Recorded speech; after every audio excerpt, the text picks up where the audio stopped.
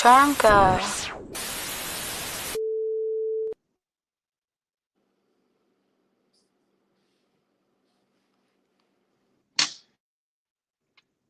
I didn't know if the intro was gonna come on or not. You know what I'm saying? We gotta play this warm up music though. Yeah, we gotta warm it up real quick. We here for another Friday. How was y'all Friday today? You know, regular degular. Regular old day, man. Hey, the content guys, they keep on blessing us, man. Yep, yep. They keep on giving us more stuff to talk about, man. We got so much to cover. Hey, Anthony Edwards' baby mama really got a trucking company? I mean, shit, I don't really take too much to start one. She bought her a truck. We know she get money somehow. She got a rich baby daddy before that nigga. We got the tears, man. The tears got everybody in the chokehold, man. Everybody on the timeline complaining as always. Nothing new there. Um, we got we got this kid that then got stabbed in Texas. That happened here in Texas, didn't it? That's what I Mm-hmm. read. And Um, Frisco. we got that, huh? Yeah, man. We just got so. I mean, there's so much. Where y'all want to begin, man? I think we can really just start anywhere. I got the Trump's tariffs. I got that up as the banner right now, but really get started anyway. I say let's go ahead and get that out the way because that's the thing Yeah. that everybody is like really tripping on. Um, do y'all understand how the tariffs work? Yeah. I didn't before. Before this, I didn't. I had no idea about it, how it worked. I'm sorry. Excuse me. I had no idea how it worked. I heard about it. I had no idea how it worked. I've come to know that several politicians and congressmen, congresswomen, and seat holders and presidents have spoke on it before, trying to do something similar. It seems Right, like Trump, the person, is really finna try to take it and do something with it. So we'll see. I think you're gonna get niggas complaining because we the narrative just is to push back with everything with bro. Everything he do is kind of like a moment. You feel what I'm saying? Like, oh, right, you know what I'm saying? Anything he does, like we've seen this so many times in this prior what has been what 2 3 months, bro, been in office. Like every move is gonna be met with a like a surprise face. You feel what I'm saying? Like oh my no, oh my god, the world is about to end type. You know what I'm saying? Vibe to it, but I just say wait and see. People were like, man, Trump trying to do this like. And people like he bullying other countries. I'm like, bro, do you not know where you stay at? Like, this is what we do in a sense. and then the stock market has been going down, so I guess it took a large dive, so everybody's talking about that too. It's so funny that what Javon Clark said. You niggas buy liquor and electronics. y'all shouldn't Hey, even I be seen that, I cried. y'all shouldn't even be worried about the stock market, dog. All niggas buy is liquor and electronics, dog. Even with the explanation of how tariffs work, honestly, I'm not an accountant. I don't have like a concise understanding exactly of the benefit of it. There's nothing historically that tells us that tariffs will be a huge benefit to America. But I will say this, I do understand the usage of it, especially when we start talking about somebody like China. I mean, I think in a nutshell, it's really just it is a tool to get countries to fall in line with our program at the end of the day. But it is going to cost Americans. I mean, that's just what it is. I think the big thing is we do need to bring manufacturing back here. We did all that exporting and manufacturing out to other countries because it was going to be cheap labor. And I think in the end that was that cost us a ton to me. It as far as jobs being, outsourced, all sorts of uh, labor being outsourced overseas because we thought it would be cheaper, and we've empowered people in doing that. China is a place that we've, I think, just empowered over time to be a powerhouse and take all that cheap labor and You know, we just made their economy stronger. Here's another thing, though. I think we were just talking about this online. We only have like I think 13% of imports from China. So some of this outrage I think that we get online is a bit of fluff. Like there's not really and another thing too, and we've talked about this before. I think I talked about this with Miss T before. You know, we get a lot of medicine from China. Did y'all know that? Hmm. So here's the thing. Okay, look, even if it is geared to, prompting us to buy American goods, what is the quality? So, do you really think that America makes quality materials other than other countries? Because I'm just using China as like for cars are concerned. Their cars are much more reliable, much more durable. The longevity of them is much better. The way that they're made, than American made cars, which is What cars are made in China? What kind of car you got, Miss T? I have a Lexus. Oh, okay. Okay.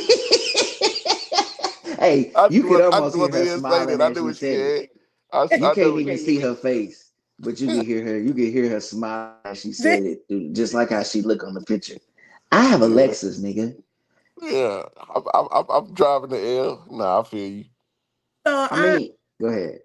so I just overall, do you really think America makes quality goods? Like, Yes, I do. I think if we bring manufacturing back to America, it will be much better than is China catching up? Yeah, but for the most part, I mean, they don't manufacture the best, they just manufacture the most. It's quantity over quality there. But they're not making the better product. I mean, that's why it's cheaper. They're using cheaper products to make stuff. So yeah, I don't think it's better. I think we do a much better job here if we were to have manufacturing here. We do a much better job of manufacturing things. I mean, we have great cars here.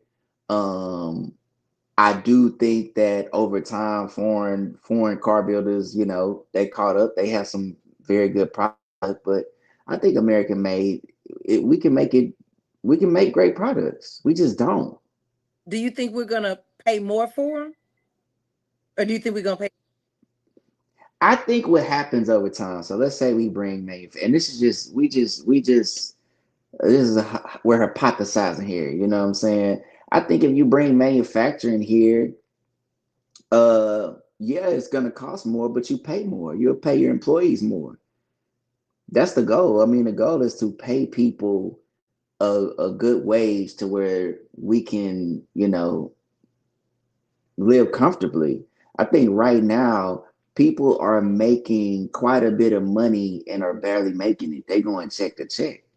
This Mm. is what it is. I mean, you got people. I was reading some literature saying that upper middle class is like 110 to 130,000 Yeah, annually. I think yeah, like it's man, that's I think that's considering how large the family is. I don't think in today's world that's just a ton of money not to live here in the United States. I mean, and also too, it depends on where you live. Because if you have, especially in the world where you have like remote jobs, right? I mean, if you live in a small town somewhere that's not too expensive and you're making that amount of money, then it's not too bad. I But mean, I mean, go ahead. you're making it down here south. I think that's kind of like a given. Up north, because I was in New York, and I think she was making she said close to $100,000, and she said she was living check to check. You kind of breaking up too. If you can fix Mm, that signal, Tracy. I, I, I think when it comes to money, I was having this conversation with the other Rob one time, and he was saying, yeah, the middle class, but I had this conversation with somebody else, and they were telling me they judge lower, middle, and upper class based on the assets and how much money you have. And I think that's a smarter way to look at it in today's society. it's not what you make, it's what you save. You feel me? Like, cause your job can go away. You feel what I'm saying? And if we go on that, and you get to a point where, like you say, 100,000 in Houston is, I mean, That you should be good. You 10, should be 10, good. 10, this podcast at 10, 11. Man, look at this. Look at this. Look at this. Look at this nigga right here, dog. Yeah. Oh, Hey, man. hey, put your camera, switch your camera up. Make sure you can, Hold on. you know what I'm saying? You Hold know how we on. got to Hold do on on. the show. No. Right. This nigga got his TV on. He got all that shit going. Let me mute him. He gonna come in here on some bullshit. He sound like he just I came should to have, happy hour. That's I what it should, sound like. I should have got me some. You know what? I might go pour me up some wine. That's Nah. what I'm gonna do. I'm gonna pour me up That's some what he said. wine. No, man, I'm over here. I'm over here. Unc, I was watching the game. He said, man, why you be podcasting so late? I said, man, Unc, man, it be at 10:10. He tell you it's a podcast at 10:11. Man, look at this. Look at this. Look at this, dog. Look at this, dog. Hey, this nigga talking about I'm gonna be out. I'm gonna be out. I'm making home by I'm at, 8:30. I'm He's at still Unc out. house, man. Yeah, That's out. wild You know boy. what I'm saying?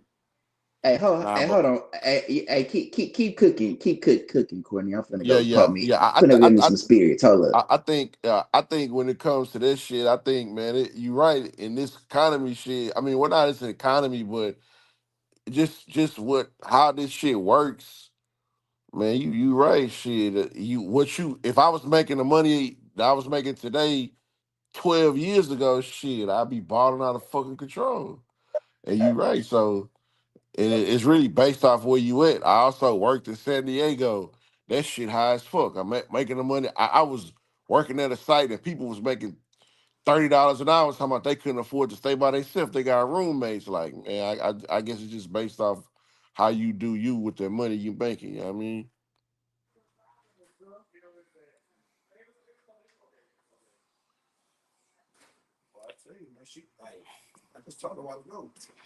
Yeah, that's Hey, I'm on a podcast. So just whatever you say is for the streets. No. Hey, Oh, we can't have no dead air. What'd you say, Rob? Now, no, Rob, yeah, no. I'm over. yeah. I was telling man. hey, I was over here talking to one of my buddies. But hey, what y'all talking about? The Trump tariffs? yeah, Well, we we was talking talking about yeah, and yeah. you actually came in at a good time because I know you had some things that you wanted to talk about. You was in the Man, y'all group ready to chat. leave that Trump shit, man? Hey, bro, come on, dog. Don't be a nigga, man. Don't be a nigga, dog. Nah, let Trump cook. Don't be a Let nigga. them I got. cook. Let them Hey, cook. this is Let one of them my cook. homeboys. Come on, just come sit by me if you want to be in it that bad. That niggas cannot be hear you speaking on Let something let without let giving let their let, let, opinion. let that man cook. Now go ahead, Rob. What you got to say? Say it on the mic. You know, he was in the Nah, group what I was chat. gonna You know what say I'm here's saying? here's the only thing I felt. I felt like this, man. Y'all was real loud when Trump was moves was first starting to go down and looked like they was moving in y'all favor. And it was like in the DEI that we was getting all the DEI you know, statistics in, it only benefit 4% of black people. And then all of my whole point was just that, hey, I don't think it's that even, man. I don't like what I felt like was, hey, DEI went too far. I'm not saying DEI as a whole was bad. We didn't need to get rid of black student unions. That's too much, man. May I say Right. something? Like, Respectfully? hold on. Here, I got a homeboy. I guess he been in the background on all our pocket. He want to say Let me something. just Go. say this real quick that the initial part of DEI. Now I don't know about the overall aspect of DEI, but the initial narrative that Trump put out there about DEI was with the Federal Aviation Administration, the FAA.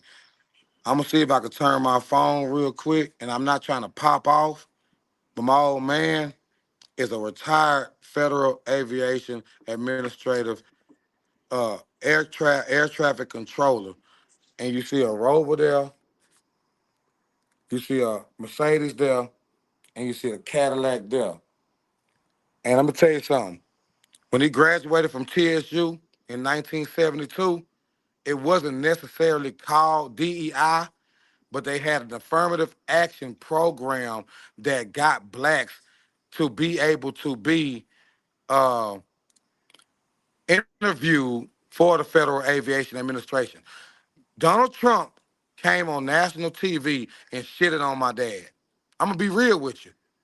My dad was able to tell me technical wise, he was able to give uh, acronyms that nobody knows about of why Kobe plane crashed. Mm. I don't know what the Kobe thing. From an FAA standpoint. Well, but he did honor Kobe. And I can say, but to be fair, he honored Kobe. He honored Kobe with the garden with the African. He was of all presidents, the only president to create a garden of American heroes and put black people in. I'm saying what Trump said that day is that DEI niggas are uneducated to understand how to control air traffic control, and that's a lie. Well, to be fair, his pops is one of the true beneficiaries of affirmative action, so we can't take that Well, away. affirmative action and DEI is not the same thing. But the program is the same. That's what people No, it's gotta not. stop. Hey, come on, No, now. You it's can't not. just yell on people, dog, bro. No, no, no, Go no. make your No, point. Make your no, point. Make your nah, point. nah, nah, You nah. can't yell on them. Okay, the program is the same. This is It's great the TV, name by the way. changed. The name, No, the it's not, name changed. Okay, brothers. No, it shift. I understand okay. what you're saying. I understand what you're saying. Oh, hear him No out. one, Just make your point. no, Go no, ahead. no, no one is against affirmative action. When we talk about DEI here on this channel, we are talking about that we wish it would have remained to be affirmative action because affirmative action was supposed to address a Straight specific black. group of people. Right. Yeah, I get DEI that. began to encompass other groups of people, and Okay, it I agree it with that. distorted what it was meant for. So in Okay. essence, I don't give a fuck about DEI because it's not really meant for me anymore. Here's where it went too Your far, though. your fault. Here's what. Your no, no, Oh, listen. my bad. Go ahead. Finish. Go ahead. His father. Do you know my father was the first I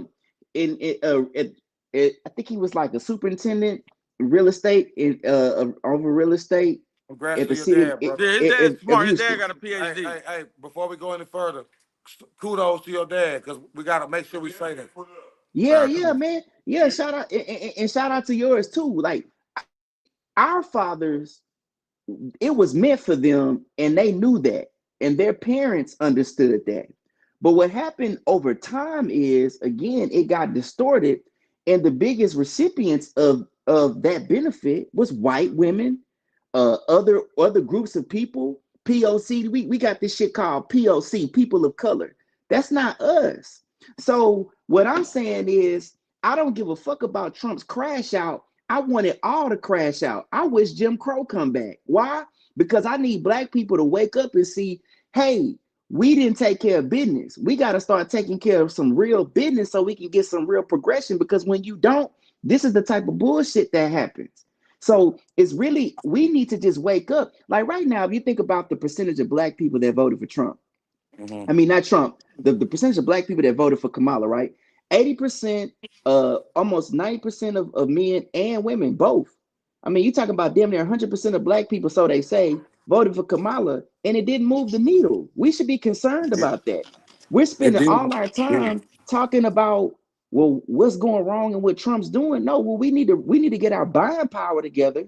We need to see where we Yeah. really are collectively and then say, hey, well, we want to make a change. No, we want to bring back affirmative action because it need to address us. The right No, affirmative we action. we Yeah. we we, we want to get back to fixing the things that directly affect black people. But what Right. niggas are doing, we getting online and we have adopted everybody else's issue and we complaining for other people. Right. So I would say like, yeah, Well, you by the way, one of what's the. your name? What's your name, man? My name is Jason, man. You know, I'll tell you my real government name because we're on a platform where Shout out to you.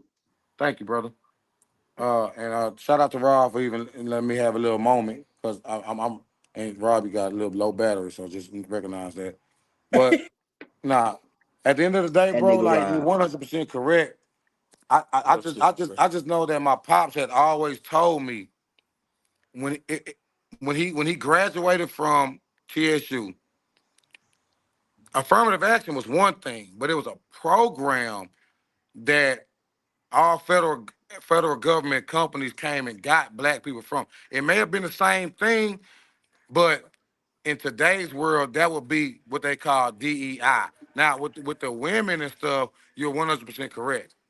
I just say when Trump came on the air that day and specifically went against DEI, he did a narrative that will make you say we're not hiring no more black people. Hey, here's to be Right. fair. Here's what's unique about our neighborhood, right? our neighborhood got guys that's living good. I'm talking about 6 figure chemists, 6 figure FAA people that got on from affirmative action, pretty or DEI, but my past tense DEI. They're actual Hey Democrats who man, benefited from the Democratic I'm Party. from South Park. I know a couple six-figure income chemists, but go ahead.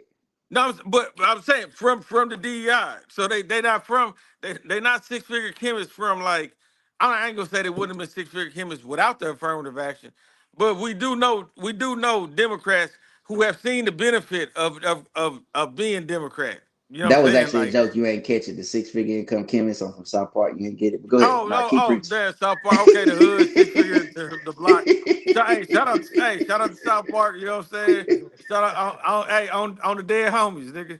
Shout out. What's the what's the solution? Hey, Rob, Come hey, on. niggas talk solutions all day.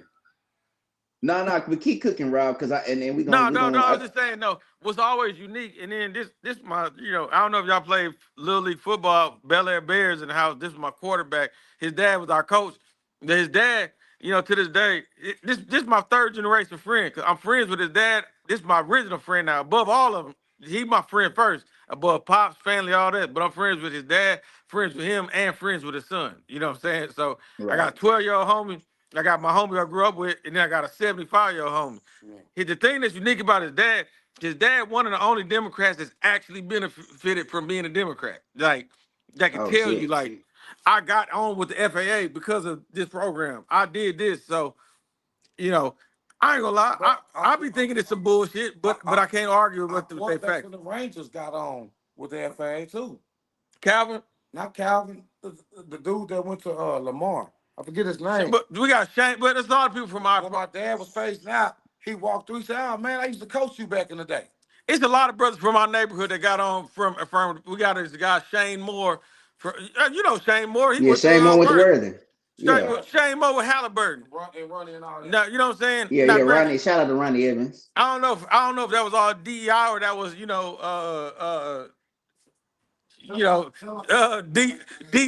in the executive's daughter. But you know what I'm saying? Like it still got Nah, it. hey, y'all hearing this nigga Rob, dog? like you know what I'm saying? Like hey, I love Shane Moore. I love Shane Moore. That's my child friend. But I'm saying like they've seen the benefit of that them programs, so they kind of view it a little bit differently. That's all I'm trying to say. I mean, I'm gonna say this.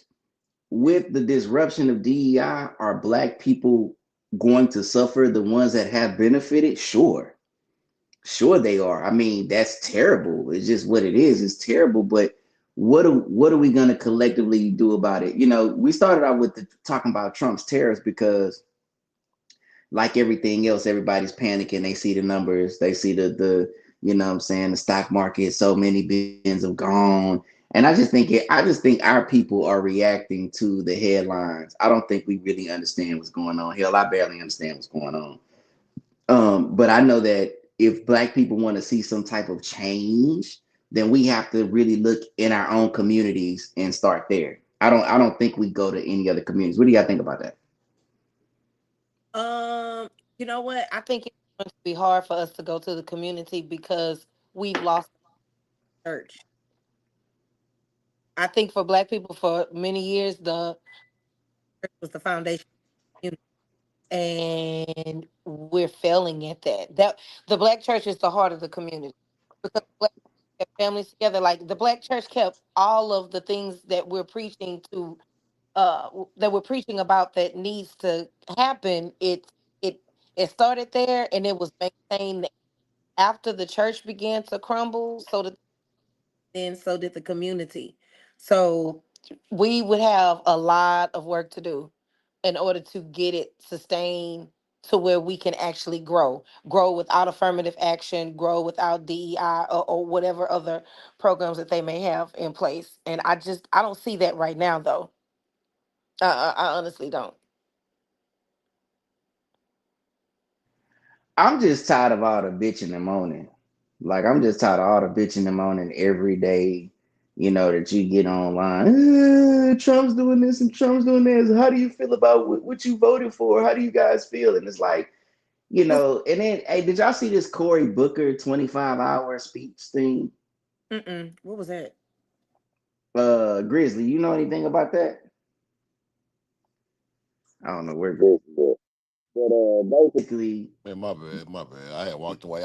I seen it. I seen it. I just didn't. I when they say, "Oh, he was 25," I did not look into it. I kind of figured it was kind of be something that wasn't didn't hold any significance. So I didn't really look yeah, into it. it's like okay, he got up there for 25 hours and read a bunch of fucking, I guess, all the issues he had with Trump and all, probably constituents and peers and blah blah blah blah blah. It's like, dog, don't nobody give a fuck. Just come up with a plan. Can y'all come up with a plan? Maybe if y'all come up with a plan, you can fix your party. How about that? You know what I'm saying? But honestly, again, I think that no matter what Trump does, we're gonna be hearing a bunch of crying. Now, I think that this China, we talked about China saying they're gonna impose tariffs as well, blah blah blah. Um, I think China doesn't go away. I think China remains to be an issue because China wants to be a world power. I think right now to confront China, not in a high, but just in the manner in which we're doing it, that's the one thing that I do agree with Trump on. Like I totally and I think you sent this Grizzly, and it was also in my brother's talking shit podcast. Nancy Pelosi talking about tariffs on China back in what was that, the 90s? Mm. 1996.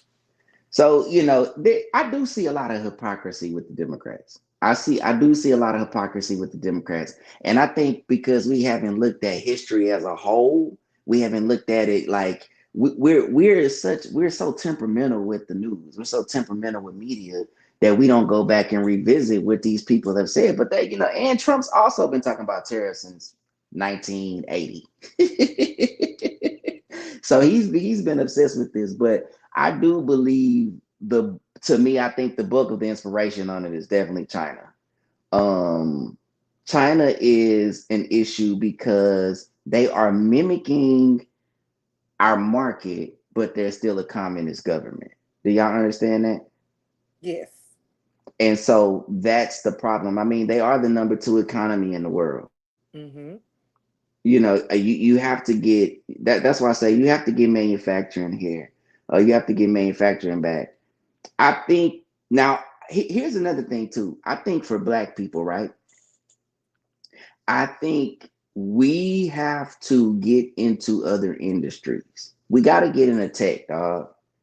I mean, everything's going tech. AI, IT. That's where you're going to have a bulk of the jobs. A lot of jobs are going to be replaced. I mean, do you know there's a hospital in Houston now that when you go into, I think it's Methodist, I think it might be in Cyprus. You go in the room and there's AI in there to do the charting for the nurses and the doctors. What? Yes. So like it charts and it sends this information. Can y'all hear me? Uh-huh. Hold on. Yeah, I hear you. I hear you. It sends this information to, I guess, a hub in the medical center. That's what I've been told. I haven't even fact checked this. I need to definitely see. I mean, it sounds legit though. That something's listening to you in the room and AI is doing the charting for the nurse and the doctor. I mean, that's I don't think nurses and doctors get eliminated per se. I think you still need them. But a bulk of the work, if it can be done by AI, that's crazy. Imagine robots that do surgery on people. Yeah, and imagine lights going off or something and electricity fails and they miss. I don't know. I feel like here's the thing. I feel like AI is one of those double-edged swords. It's good while it's good, and then it could take a turn for the worse. Right. So just think about, let's say, if the world even is around that long, 100, 150 years from now, and AI is doing everything. That's a very, I don't know. I feel like that'll turn into a dystopian society once we get to that point. I think we Hey, not AI is gonna kill us, man. Yeah. AI is about to, it's gonna leave us. You know, Claude Anderson said, you know what the projected net income of a black person is in the year 2050. What? I want y'all to take a guess. You and T take a guess. I know y'all ain't gonna get it right. Uh, I don't know what the projected income for black people in Take a wild 2025. guess. And no, Slavery. we in 2025 and 2050. Take a 2050, wild guess. 2050. Shit, cotton. Nigga, we gonna be back in slavery. I don't want to laugh at that. That's fucked up. 20, Uh, 30,000. No, 2050. Hey, you guys mind shutting the fuck up? oh man, look at this guy. Hey, Uh, $10,000 a year. zero. Oh shit. Zero is the projected net income of where we headed, man. So, like, we are failing this AI moment drastically, man. Well, don't they want to come up with like a universal income anyway? You ever heard of that? Y'all know? Do y'all Even know anything Elon about Musk that? says that we're not gonna be able to survive without a universal income. I don't think. I think we're 10 years away from not being able to survive. Hey, gentlemen, please, hey, with all due respect, man, on the hood, bro. I'm trying to podcast here, This nigga, but dog. like, with all On the dead like, homies. That nigga, we gonna call you bro, on the Smack dead 100. homies, dog. But That nah, nigga but named Smack I 100. don't think we really can survive another 10 years without universal income. Like, it's I just AI is taking so many jobs. is. And so, because, yeah, he's right. Because without a job, you really can't do anything. And if they're constantly replacing people with AI, and depending on where you fall on the spectrum, i.e., black, you're already at the bottom anyway. So the government is going to have to do that. The government is going to have to provide what an unconditional amount of money to citizens in order for people to Well, survive. I'm making an announcement tonight on the show. Due to my fair skin and black beard and my ease to pass as either Middle Eastern or Mexican, I'm going to become transracial. I'm Hey, gonna that's be not bad. I'm Hey, I'm going. Hey, look. Hey, a Pakistani dude the other day told me, he said, "Assalamu alaikum." I said, "Salaikum salam." That boy said, "How you know that? You look Pakistani." Yeah, nigga, I look at TV. They got black, but hey, I'm about to go transracial, dog. I'm about to get in the IT. I'm about to develop an accent, and that's it, dog. I'm not gonna be lost. Y'all niggas gonna be lost. I'm about to be out here getting it, dog. Okay, I'm about to go get me some paper. Hey, you know what I'm saying, man, dog? my family nerd, she like the Harvard grad. She like the Navy SEAL in the family. She sent an urgent text this morning. Get your real ID. I'm like, the fuck is your real ID? He's like, get your real ID. You know what I'm saying? You will need it for domestic travel starting next month. Like, get your real ID. And she was like, get it, dog. And like, I mean, she don't even talk like that. She said dog, DAWWWG. Like, she was like, get it so you can be mobile at the drop of a hat. So I'm like, damn, what the fuck is Auntie up on that I ain't up on? Hey, so do you believe that? You believe on it? I mean, I feel like as a black person, you need your ID anyway. Or am I tripping? I'm kind of like you. I'm kind of like, man, one, I ain't just really, you know what I'm saying? I'm not really just a big, you know what I'm saying, threat, you know what I'm saying, the end is near type of nigga. So, you know what I'm saying? Like, that don't really move me. But this ain't the type of aunt that normally talk like that. Right. So I'm like, I'm kind of, what I was going to Google tomorrow is, what is your real ID? Because I thought, what the fuck you mean by real ID? I was going to call I them. ain't, I ain't gonna lie to you. I be sitting there when you be traveling. I was like, shit, I've always had my ID to travel. I didn't know niggas was out here doing this shit. You feel what I'm saying? Like, Hey, you know what it is, dog? As black people, we're made for fucked up shit. Like we know how to endure it, and everybody else be tripping, but we don't. That's why you see that TikTok where like, oh, the world's crashing and niggas doing line dancing and shit. Like, nigga, we had to pick cotton and get beat up and go through a civil war. We don't give a fuck about tariffs and all this other bullshit y'all talking about. Like, we don't care. we've always had to. If you don't have your ID when a police officer pull you over, guess what you about to do? We already know this. Like, why we acting? We know how to make it through some tough shit. Now this AI Terminator 2 shit is finna be crazy.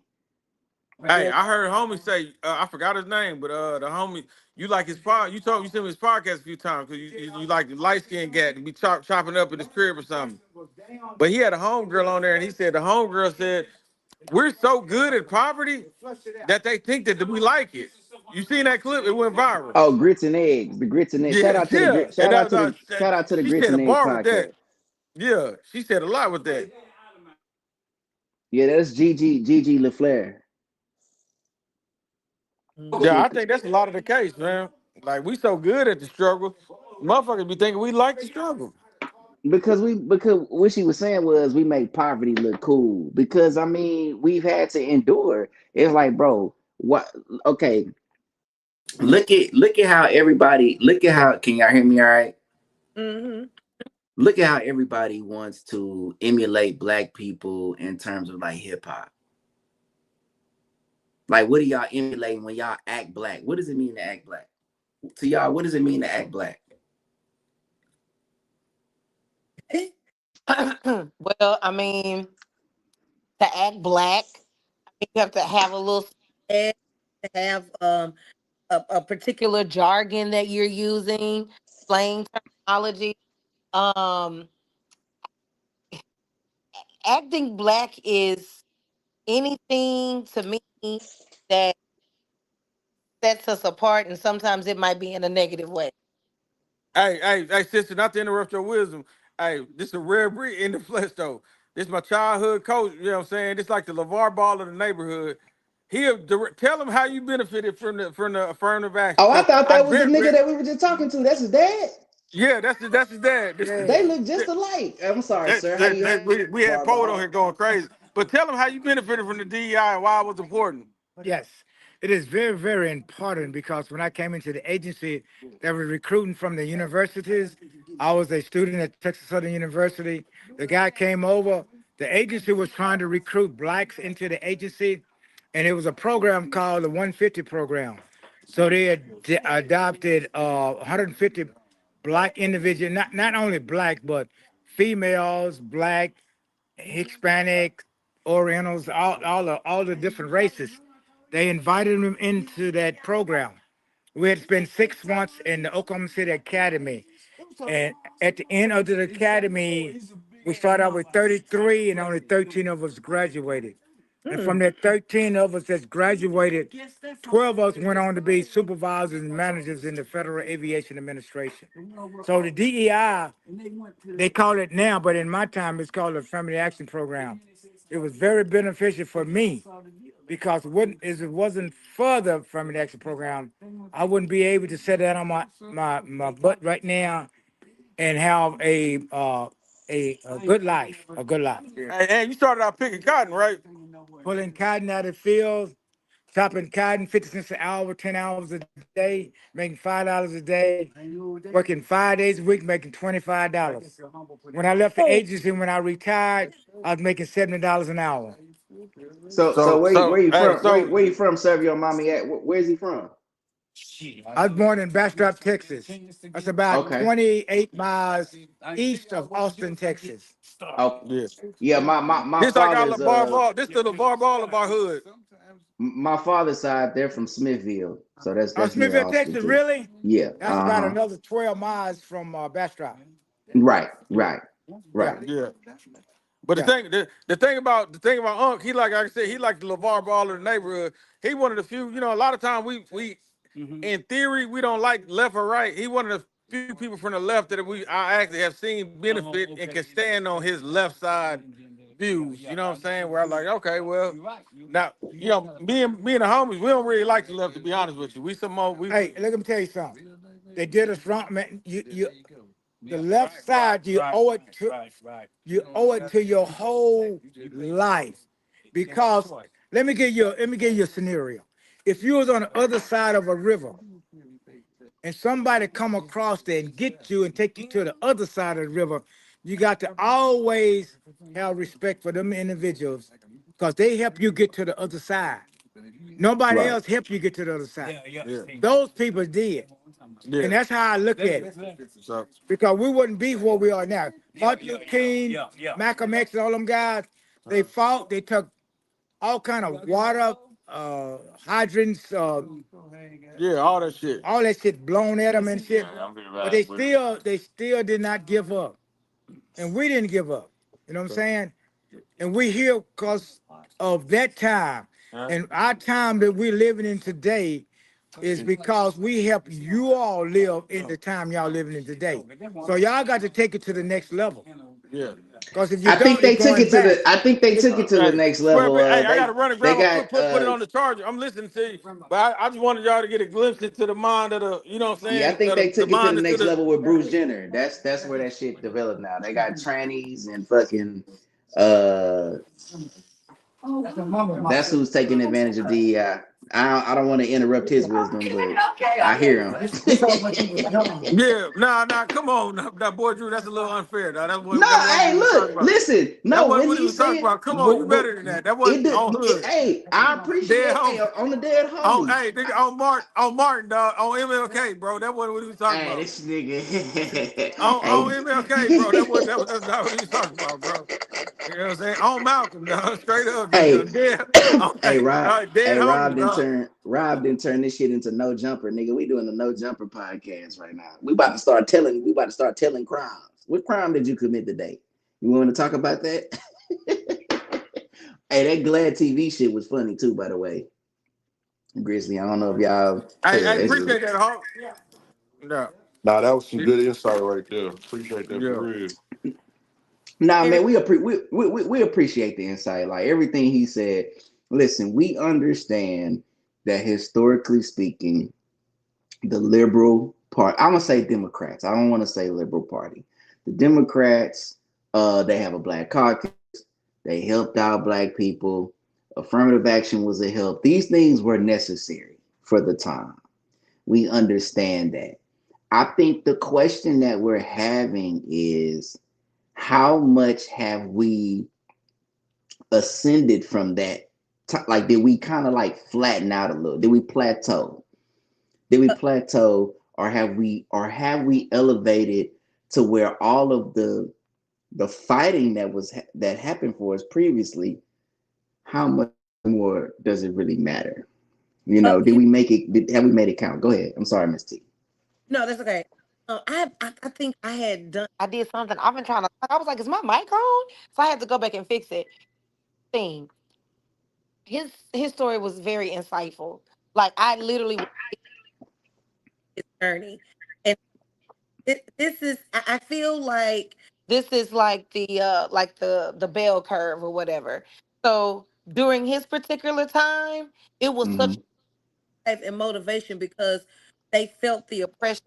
So they worked very, very hard to make it or to try to make it, and they couldn't without the help of the Democratic Party. Like I understand what he's saying because it's like a narrative.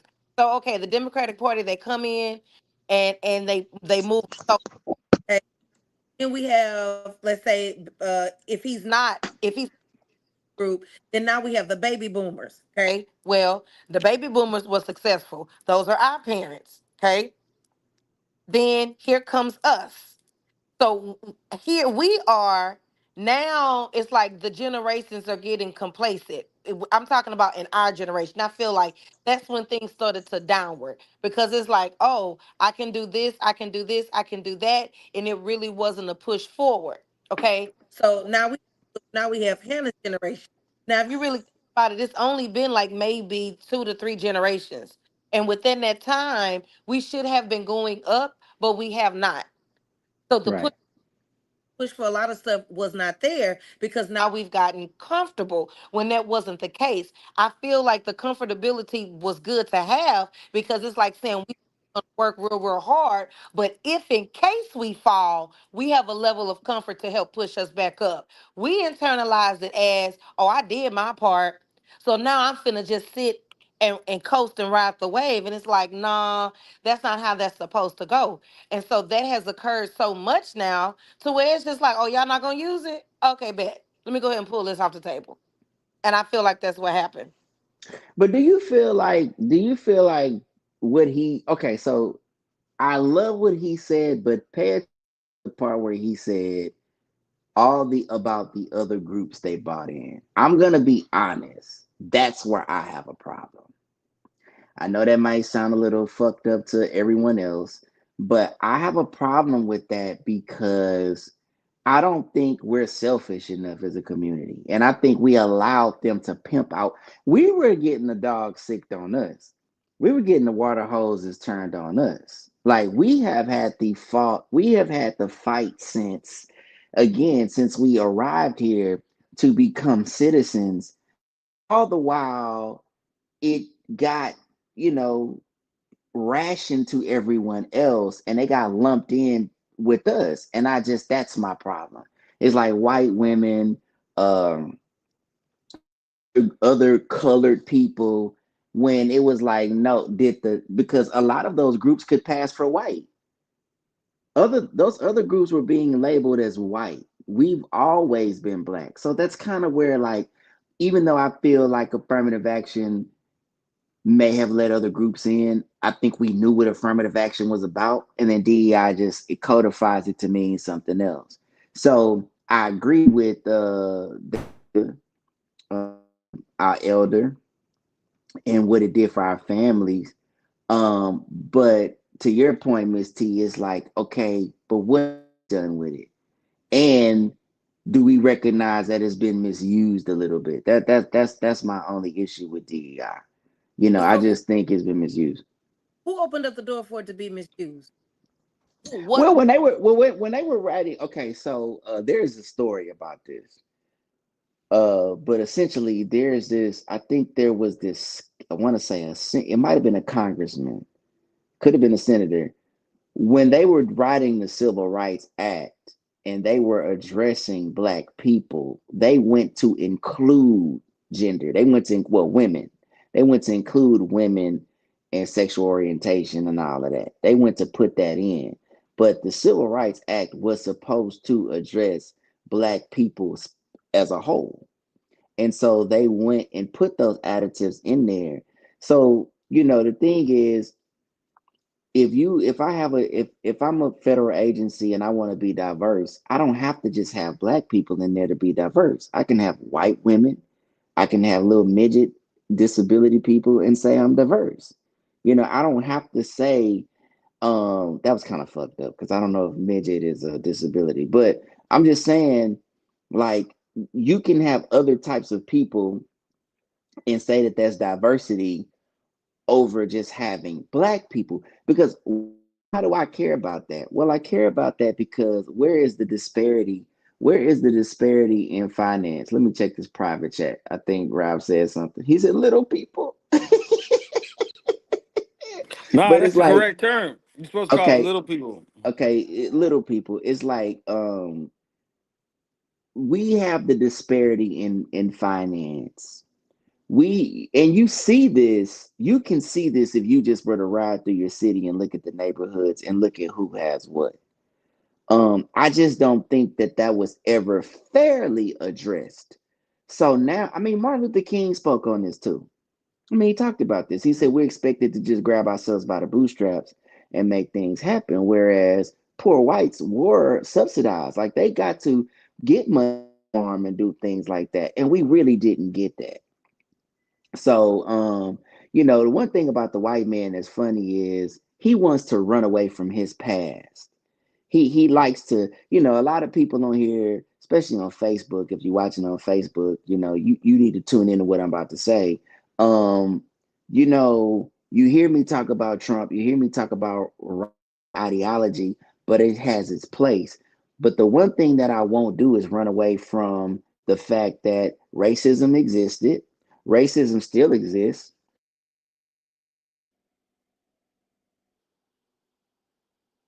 That is that still exists.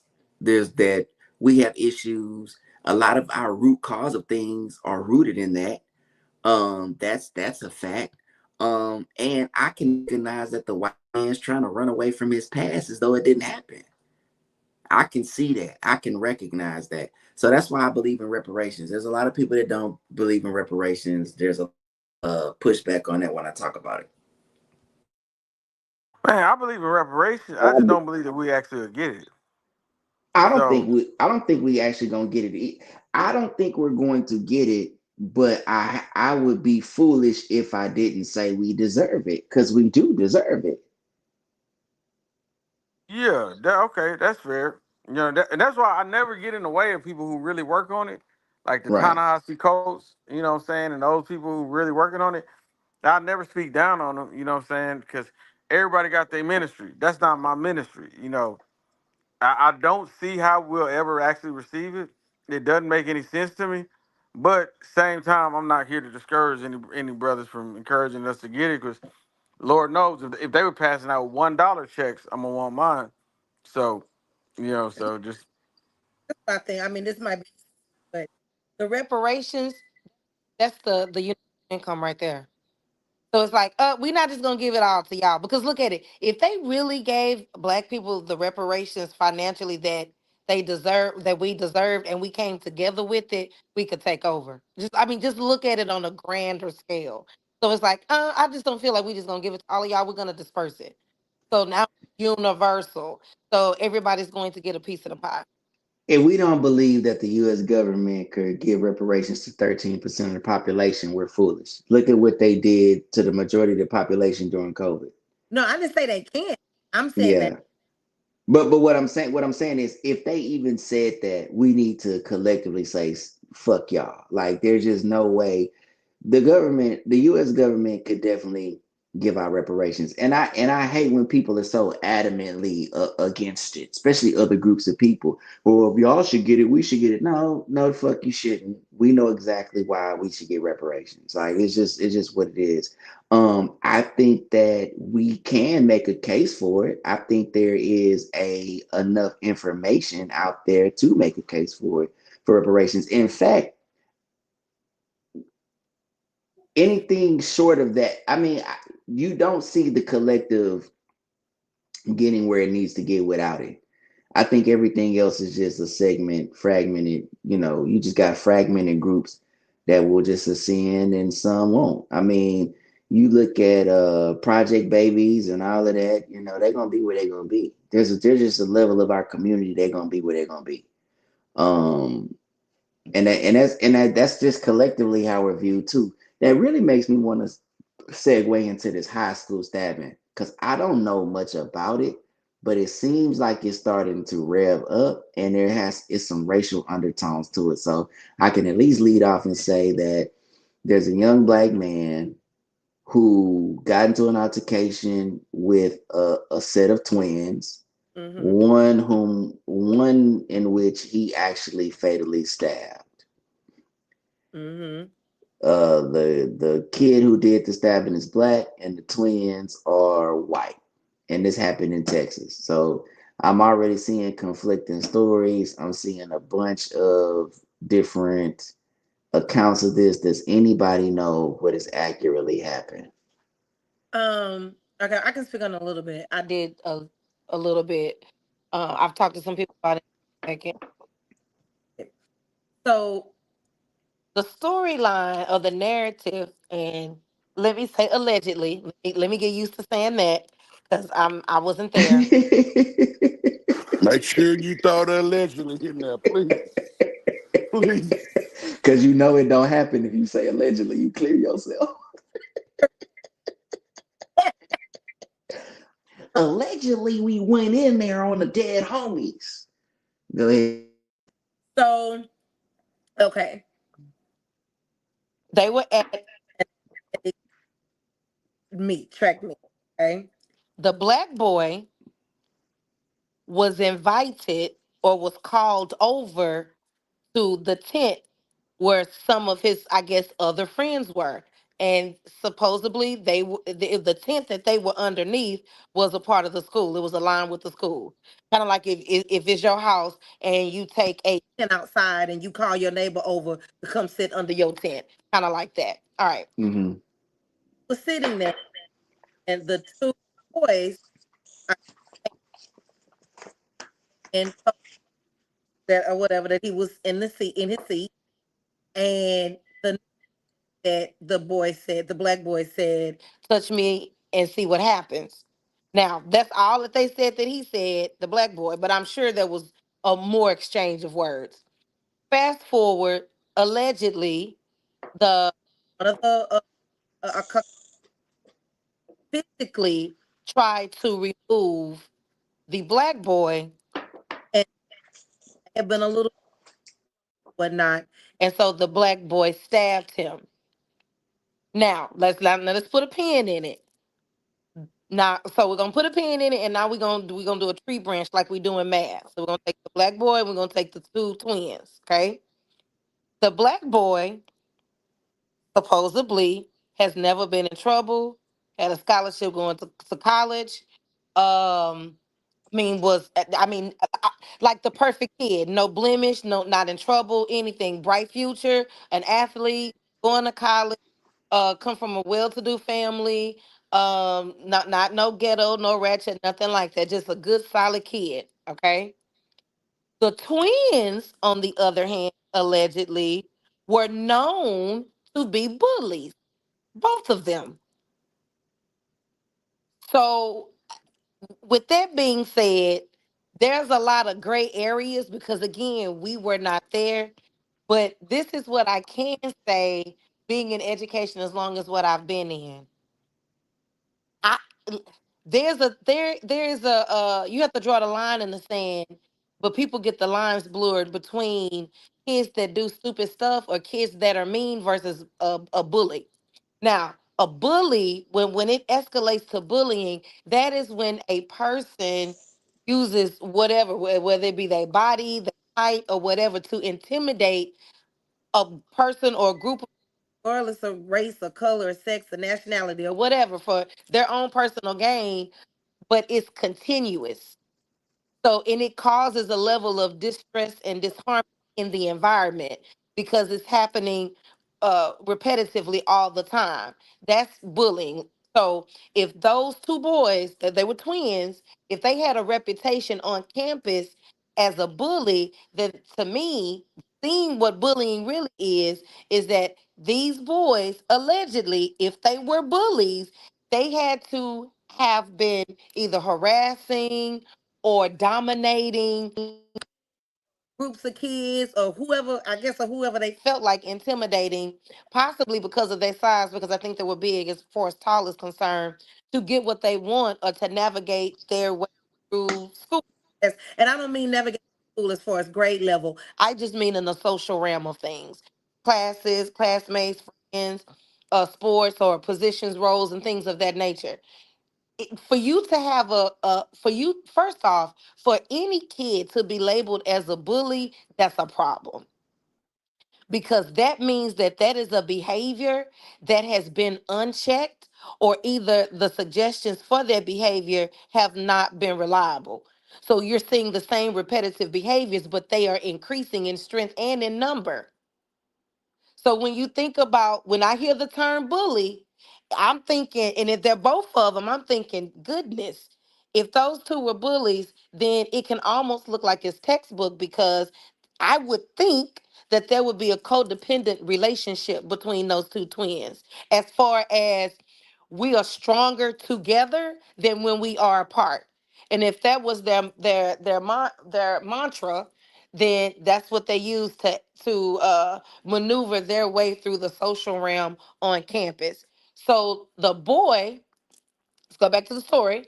So the police came, the boy admitted that he did it, and he's in jail right now. And his bond is set at $1 million. You heard what I said. His bond is set as $1 million. And he, if I'm not mistaken, if I read it right, they're charging him with first degree murder, first degree attempted murder. Now, he stabbed the boy and he had a knife in his backpack. Now, I read the comments online when I saw the stories, when I read the story. And one lady did bring up a very good point, which I do agree with. Why did the kid, why was a knife in your backpack at an athletic event? Now, One could argue and say, well, he carries a weapon for his safety, whatever that safety may be. Someone gave a suggestion like maybe he walks to school or maybe he walks and this is a way to keep him safe. I get it. But if I go buy some tickets and I go to the concert at an arena, they're going to check my bag. And if I have a weapon, a knife or anything that could be deemed as harmful, they're gonna confiscate that.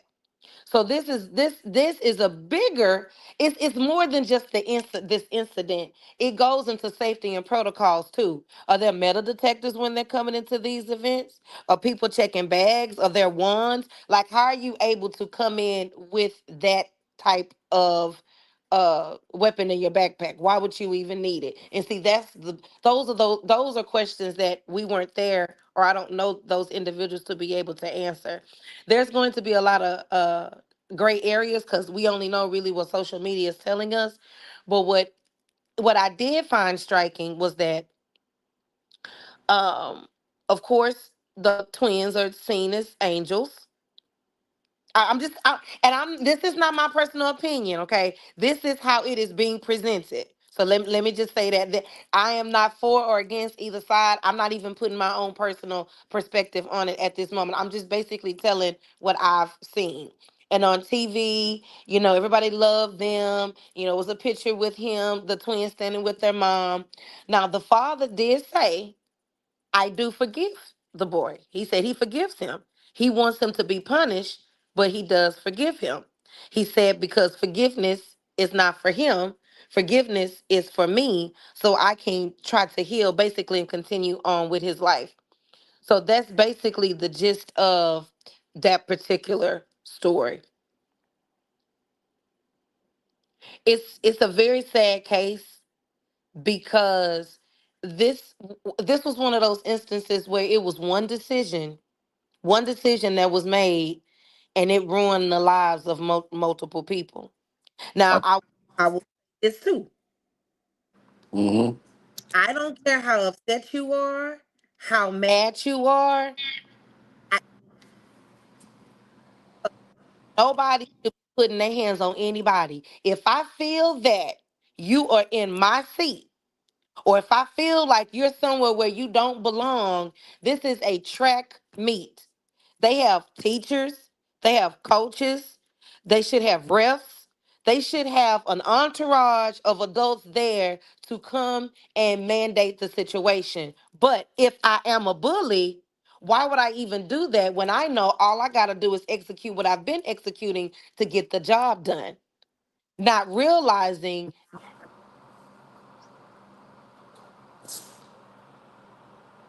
Hello? it's Yeah, you fading out. You gotta fix your mic. She got her mic from Radio Shack. Hey, go ahead and fix that mic for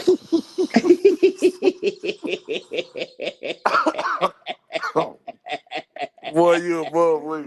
Hey, me. I think, That was a good one. hey, um I think it's just kind of indication how like bigger than the topic, the subject in that situation. It just kind of shows you how what a world is and how shit just goes from 0 to 60, bro. Like she just goes 0 to 60, bro. That's why I be trying my best to stay out of certain situations and try to tell my sons like, hey, bro, just don't be over there, don't be this. Try not to be places. Try not to when you see shit going left, cause like who would have thought that's a track meet in the middle that was like the morning time day. Them mm, kids it probably didn't even have a whole bunch of kids there because the other kids was at school and the track athletes were allowed to leave school and go to the track meet for the district track meet and that's go from 0 to 60 a track meet. I was just yep, at a track meet yesterday, ironically. My homeboy coach for Sari like for school and he the head track coach, so I want to go check him out. It go from 0 to 60 and somebody lose their life in the middle of the day in Frisco, Texas. How many times have there been a murder in Frisco in the middle of the daytime? It just kind of just shows you where the world is, what the temperature is. I think in this situation, it's like, God damn, it's like you hate it happen. You hope they don't get them. They, you know what I'm saying? They would not bully him. I would hope that even if it was a physical altercation, it'd have been some hands thrown and not a knife being poked at somebody. It's just, man, that's just kind of the world we live in, where a disagreement or something like that can go from 0 to 60. And I'm from around the way, like y'all from around the way, so we used to seeing things pop off and tragedy happen. I just think that what I'm hearing is the kid was a good kid. The kid that's the suspect. It's supposed like a good kid with good grades. So I'm sure that'll go into helping them out. Overall, like if that's what really transpired, if the community stand behind him, then he'll come out of that. God bless the soul of that kid that lost his life, because I mean he didn't deserve that neither. But Mm-mm, it's just kind of, we're it's such a slippery slope. mm, What I'm not gonna do is I'm not gonna do what I've seen other people do, because I'm big on this. Like that time I was talking about, the old boy got killed by the baby mama. I'm not gonna play with death and be like, oh, that's what he deserved, or that's what he got. I don't really play with death like that, so I'm not gonna say that. It just seemed to be one of them situations where you gotta like I've been in situations where I've done things and it went bad like 100 times and I made it out. And then I know friends who was in the situation one time and they never made it out. Just that one time. You feel what I'm saying? And it's like that's gonna be a tough life lesson for everybody, but it's just hard for me to pinpoint it because I don't know exactly what happened yet. What they saying, I heard what you said, and like I just don't know how to feel about it, to be honest with you. Like I don't. And unfortunately, we don't get to look at it as three people involved. That's the unfortunate part. We don't get to see three individuals. We get to see one black boy and two white boys, because that's kind of what's coming. Because I seen it. I seen people share it on Facebook. The story. You know how you see things get traction and then you look into it. That's kind of what happened with me. So you have, of course, a vast amount of black people saying this, and then of course, you kind of get, what you're gonna get on the other side. So, as a young black kid, unfortunately, especially if you're a darker you just don't get the benefit of the doubt. It is what it is. And to your point, Miss T, you know, the more closer you are to white, you kind of get this angelic view. It's just what it is. The true story is we have three kids. These are mm. three kids who deserve to see life at its fullest, regardless to whether they were bullies or not. We grew up with bullies. I think bullies at times are necessary because, especially for men, it you develop bravery. Regardless to what the position of these kids were, they were kids, and this is a tragedy. And hopefully, justice is served, meaning that the truth comes out and that the justice system is fair. But we know what to expect at times. I think it's hard for us as Black people to see it any other way because we're just so used to the justice system failing us. At the same time, we also have to put ourselves in the shoes of the parent. Like, I don't Mm. know what it's like to lose a kid, man. I think we talked about this on one of our shows earlier on. Grizzly was talking about a friend that had lost a child, and I just don't know what that's like. Mm. So I don't want to get into this whole white versus black thing to the point to where it makes us insensitive, Right. Yep, that's where we at, and and and, that's where and we that at. Yeah. that's just like off the pump. That's where we at. And you like my boy, like I was saying, my boy and his wife lost they 10-year old. My like when I again I tell you I was 17. My little brother died. He was 12. Like when shit like that transpired, bro. Like life stops, bro. Like life is never the same. So I'm not gonna let the racial just aspect of it jump off the page and me be like, shit, oh well, like I'm just not gonna I'm not doing that with death at all with nobody. I'm not finna vilify the black kid either. I'm not gonna do that. So that's just crazy. What you about Okay. to say something, Rob? I agree too. I wouldn't want to imagine. I only have one child, so I wouldn't want to imagine not like that. What it would be like to lose a kid. I think both families lost at the end of the day, in a tremendous way, because even if the boy does serve time, they'll never be able to get their son back. Um, so I do agree with you. I feel like, which would be kind of hard to dismantle for a lot of people, but this is just one of those cases where you just have to go off of pure fact. Now, I think what black people are trying to say, which they aren't articulating correctly, is if it was truly self-defense, is this black boy going to be put underneath the jail because he's black? I think that's really what they're trying to say, but again, we cannot articulate our ideas to where it is communicated effectively, to where there is a level of understanding. But I really think that's what black people are saying. Like, if it really was self-defense, and let's just say that the facts prove that it was self-defense, what level of punishment, if any, are you going to give him, or are you going to exercise judgment based on the fact that he is black and they are white? I think that's what the real issue is. Without Well, I will say this though. So in this to our people before we start doing that, White, I have a question too. Why do you have a knife in your backpack?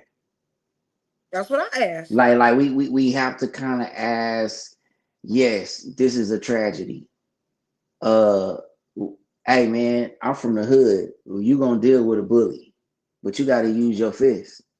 You might Mhm. get your ass whooped. That's a part of the business. When we start talking about lethal combat, what are you doing? So it's like, aside from race, I would ask that of any kid, like, why do you have that, and why was that the option? Because I'm Mhm. sure there was enough people there to where if you had to throw their hands up, they could have stopped it.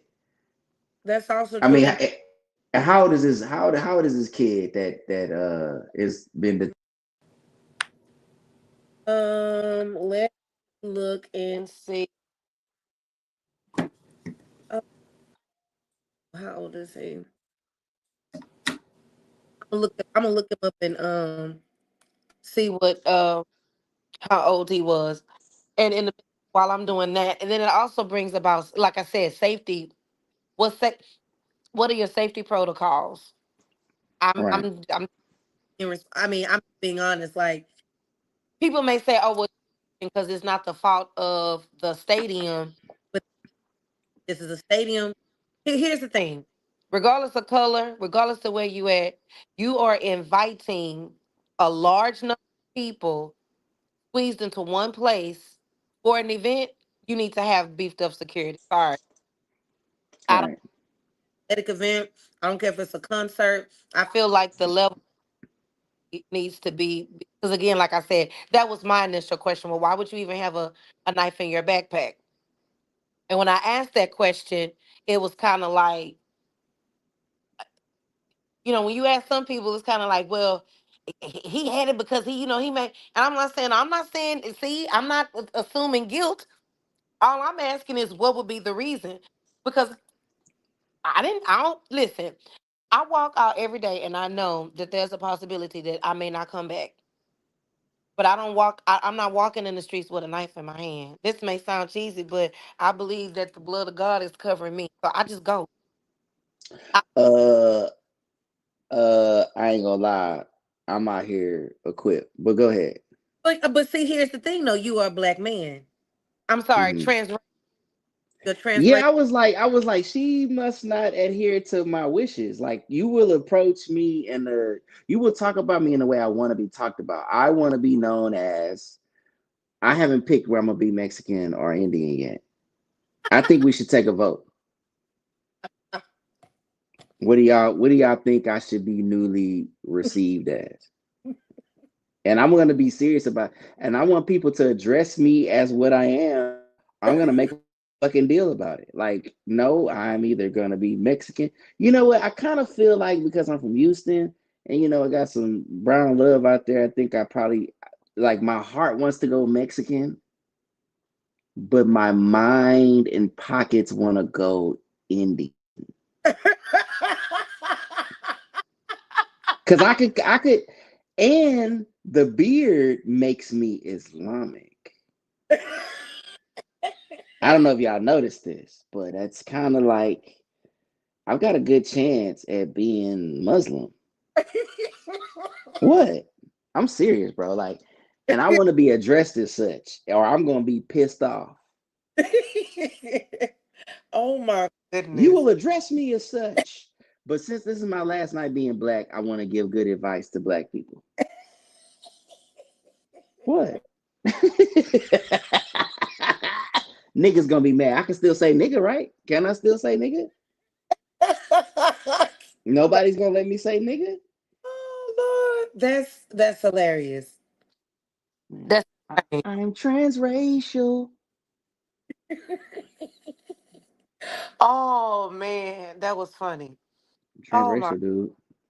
Well, I, okay. I feel like I don't have to walk out with like a gun or a knife or nothing. You know, being a black person, maybe a black man, maybe that's a different situation. I don't know. That's a shoe that I can't fully fit. But the average, I don't think the average teenager walks around with pocket knives or knives in their backpacks and purses. I don't think it's that like brought it with the Why intent. not have some mace or like even like a taser? That would have made more sense.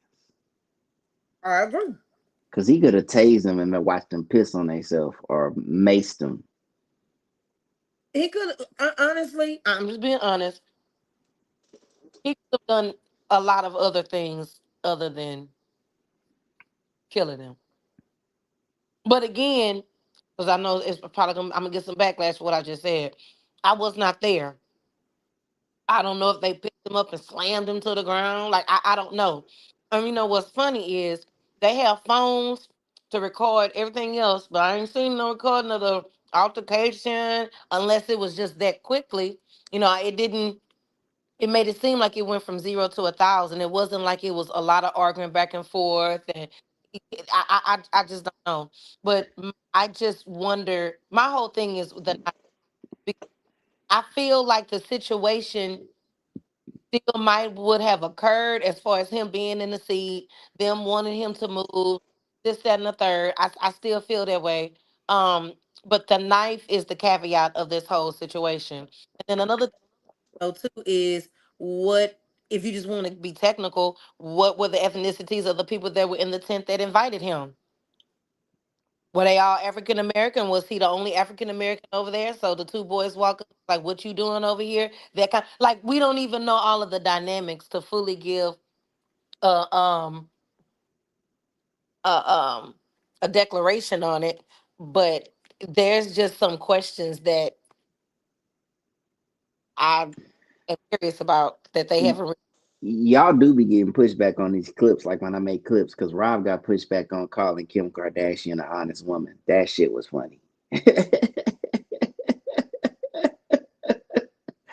That shit was funny, dog. I'm gonna say this, and I know Grizzly can align because he's got boys. Man, you gotta teach your young black men how to maneuver out here. I think you can't send your boys out here to be goofy. They're men. Anthony Mackie. Y'all know who Anthony Mackie is, right? Mhm. Yeah. Hold on, give me 1 second.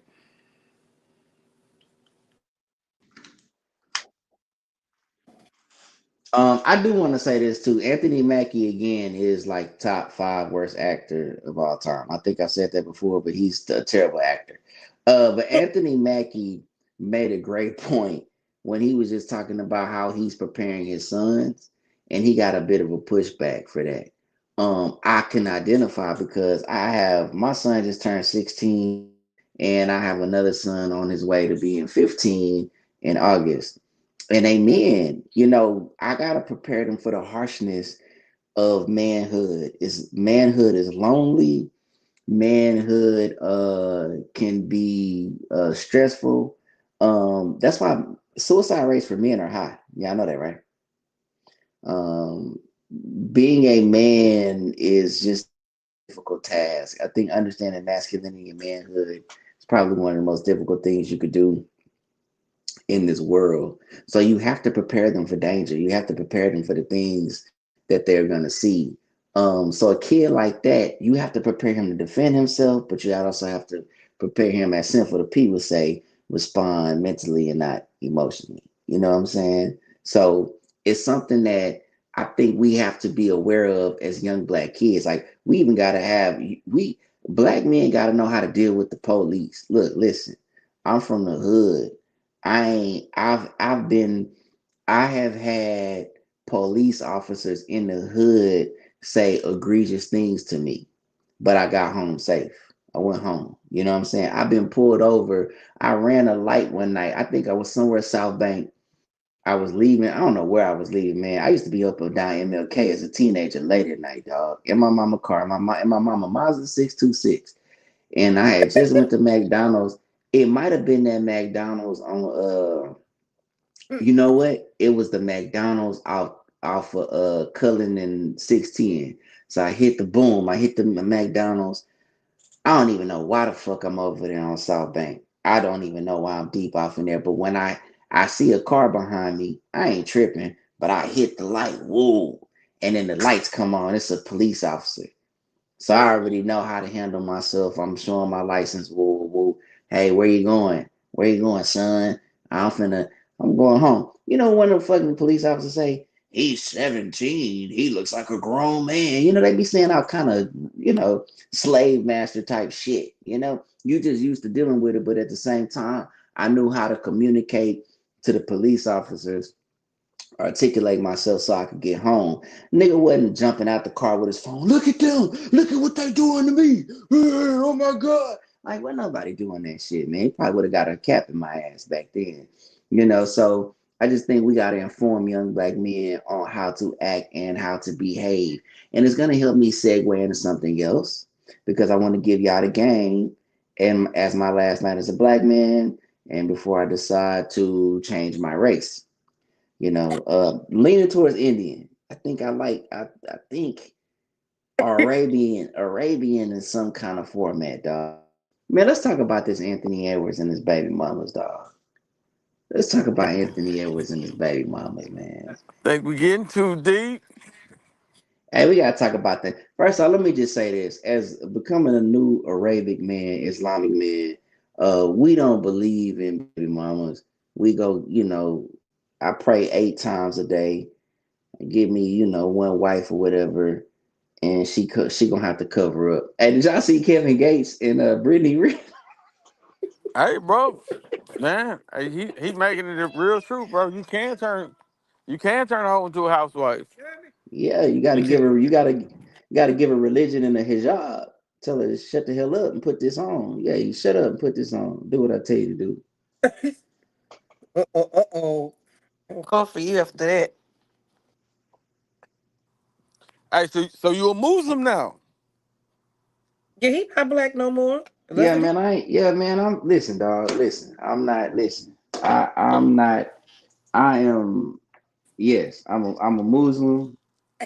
And I ain't gonna lie. I'm kind of like I'm the Muslim plus. you Cause took your what's it called? You took your shatter. I'ma still eat me some bacon, dog. I ain't gonna lie to you. I ain't gonna Oh, get that come up. on, man, dog. Don't be a What? half-ass fucking Muslim, dog. Nigga, I'm gonna give me a bacon cheese sandwich when I want to. Nah, come Nigga, on, bro. Hey, hey, bro. Allah don't support that. Minister Farrar don't support that. Farrakhan don't support that. man, Nuri Muhammad don't support hey, that. listen, I'm Nike Keys transracial. don't support that. Nigga, I'm transracial. I'm not all the way, you know what I'm saying? Nobody's even getting the trans jokes with this. But I'm transracial, nigga. Like I gotta eat. Man, listen, bro. I can't look. I'm gonna fuck around and eat me. You ever fry some ham? Man, you ever took a slice of ham and put that shit in a pan and fried it and put some tomatoes and onions on it, dog? It Now that sounds good right now, huh? Toast the remember bread. Look, this is what you do. that's You take the ham, you take a good thick slice, and you put it in the pan, you fry it. It's gonna kind of almost turn into bacon. And you fry that and you flip that and you fry the side, fry it good. Get you some hamburger buns. You put in the pan. You gotta get that all good, toasted up. Now, see, this one you gotta get a little bougie. You gotta get some good buttery hamburger buns from like Whole Foods, and then you do that, and you get you some onions and tomato, and you get all that in the pan. Put that on that. Man, listen, dog. I like gonna have to live. Hey, well, you know, I might have to be Christian then. I'm gonna just be Arab Christian, cause Oh, you like that Unk nigga. You like Unk 607 or something? This nigga just claiming shit. All right. say, man, I'm gonna have to pray over my food, nigga, because I'm gonna eat me some bacon. I'll be all right. I'm like a Muslim kinda. You know what I'm saying? But anyways, say, man, we finna talk about this Anthony Edwards. Does everybody know what's going on with Anthony Edwards and his first off, Anthony Edwards is just saying he gonna shoot the club up and he ain't gotta take care of the babies. That's the funniest shit. Hey, that boy Javon Clark said he went to the Dr. Umar Johnson University of, of Fatherhood. That shit is funny as fuck, dog. That is funny as fuck. So you just gonna shoot the club up and not take care of the babies, bro? Come on, man. What do and y'all think about that? I think, okay, do and I'm situation, but I'm gonna speak on the quote. Do I think that's the right thing to say? I don't. Do I think that shows a level of a disconnect with responsibility? I absolutely do. Decide to be with a man like that and have his baby, and I don't have no sympathy for you about what you're not getting because the man done already told you basically what I'm not gonna do. So if you sit here and you allow me to do that, then you should be willing to handle the consequence by yourself. Man, Do they I? getting paid. He rich. They gonna get some money. I think one of the chicks. Well, I don't know if this is true. I mean, they gonna end up with millions of dollars. Well, they may have money, but if okay, here's the thing. Okay, well, yeah, they may have millions of dollars, but the connection between a parent and their child, uh, money should not supersede that. In other words, there should be a genuine connection, and you only can get that connection when you invest that time. And if he's not willing to invest that time into that child's life, but all I'm doing is giving you money, I'm still not being a father. I'm being a provider. That's it. So telling the world how he don't want to see his kid and making him look bad because of that, I'm not gonna have any. If it comes to that, I don't care how much money you have. You're not gonna get no sympathy from me. Hey, my nigga say he want to feel that raw cat, and Well, he gonna shoot the club up. You ain't even got to take the plan B. He just gonna pay for the baby dog and go on about his business. Dog, that is wild. That yeah. is that's wild, dog. Hey, I'm gonna be honest, man. You know, condoms do suck. I mean, we're just being honest, they do. So I mean, from a carnal standpoint, flesh standpoint, I actually get it. I totally understand. Women do too. Women can say what they want to. They don't use the rubbers either. But at the end of the day, you can have a baby. But his situation is wild because he can have a baby and pay for it. Nigga, imagine if he was working at UPS doing that shit. Women That will still. nigga be that nigga be delivering packages for free.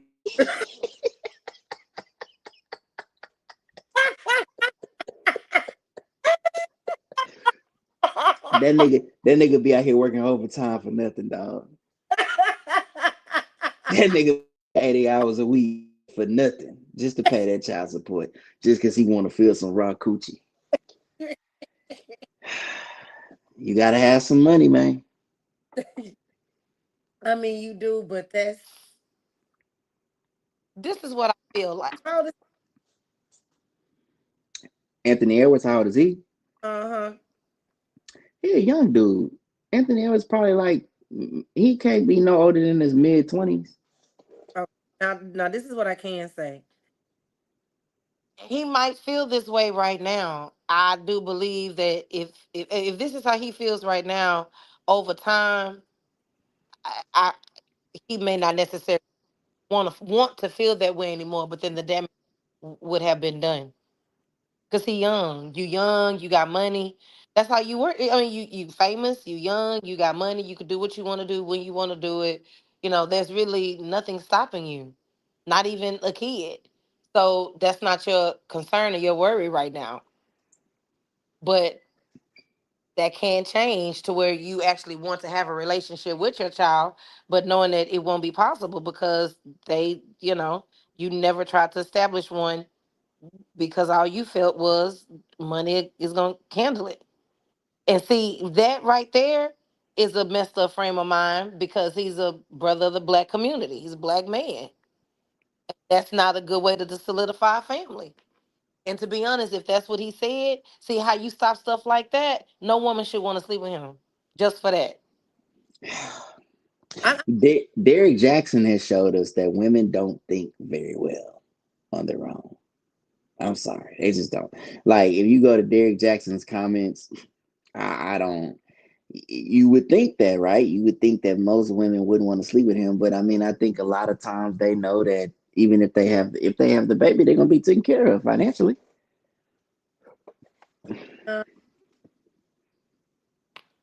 that's true, but then I ask myself, who are you really doing this for, you or the baby? I think you know the answer to that. I think you know the answer to that. Hey, That man, was the. if you're gonna have a baby and get $20,000 a month, what would you do? I mean, see, I grew up in a close knit family. So if you tell me I give you $20,000 a month and you can have this baby, and I don't want nothing to do with him, or with him or her, I wouldn't do it because I understand. Really? I'm serious. I wouldn't do it because I understand the importance of family. And why do I understand that? Because I was raised. Look how I was raised. I honestly don't see it any other. Prime example. I only have one child, and that was from when I was married. I I don't. would I don't. I will say money ain't everything. Everybody ain't selling their soul for money. Right. Right. And Mm. yeah, $20,000 look good. Yeah, but I would have to ask myself, who is the $20,000 really benefiting? Me or this kid? Because the kid needs the relationship with the parent. Even if the parents aren't together, the kid still deserves to have a good, solid relationship with both parents. Seriously. And seeing that and raising a kid in this world, we're constantly perpetuating the broken home cycle. That's how I look at it. So it's like enough. Somebody got to be. Like, no, I don't think this is a good idea. I, so, but still, but that's not that's not desire right now. Of us as a whole, as like so, women feel that's fine, but I don't talking about how he wrong because you had to go somewhere, fly somewhere on a business trip, and and you lost out on millions of dollars because he couldn't step up and be a father. I don't want to see that as the headline because I'm gonna keep scrolling. And that's hella wild, man. But hey, we didn't ran out of time. This was a fun show. I want to have more fun because there's so much serious things going out in the world. This was like the party show. Tonight was the show. Hey man, YouTubers, man, y'all hit that like button, hit subscribe button. You know what I'm saying? You already know that's the most important thing you can do for us, so the content can be shared across the platform, man. Throw 50K in the chat too, because we on the 50K subscriber movement right now on the channel. Everybody on Facebook, we love y'all too. Man, this has been a great show. We love y'all. We getting up out of here. Peace. Oh, charm girl.